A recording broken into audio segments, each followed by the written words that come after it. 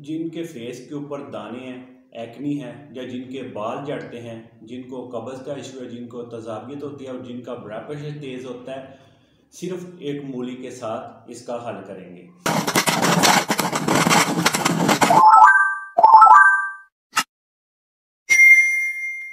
बिस्मिल्लाहिर्रहमानिर्रहीम। अस्सलाम वालेकुम दोस्तों, आज मैं बात करूंगा मूली के बारे में और इसके क्या फ़ायदे हैं।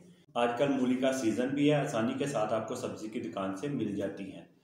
जैसे कि जिन लड़के या लड़कियों के फेस के ऊपर एक्नी है या फेस के ऊपर दाने हैं, वो अगर मूली को खाएंगे तो वो किस तरीके से ये मसले का हल कर सकते हैं। और कुछ दोस्तों को कब्ज़ का इशू रहता है और कुछ दोस्तों को पेट में गैस तजाबियत होती है, वो भी मूली को यूज़ करेंगे तो उनके लिए भी मूली बहुत अच्छी है।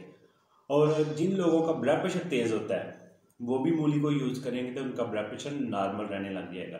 आपने जब भी मूली को यूज़ करना है तो अक्सर दुकान वाले आपको ये पत्ते उतार कर देते हैं, तो दुकानदार को जब भी आप मूलियाँ लेके आए उसको बोलो कि पत्ते आपने नहीं उतारने, तो ये जो पत्ते जो हार्ड है इनको आप अलग कर दें। इस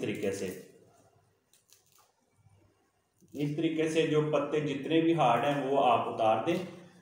तो ये जो सॉफ्ट पत्ते रह जाएंगे इनको भी आपने यूज़ करना है। इनको आप वॉश करें, वॉश करने के बाद ये कोई 4-5 पत्ते साथ खा लें, साथ में आप मूली के छिलके उतार कर इसको आपने यूज़ करना है।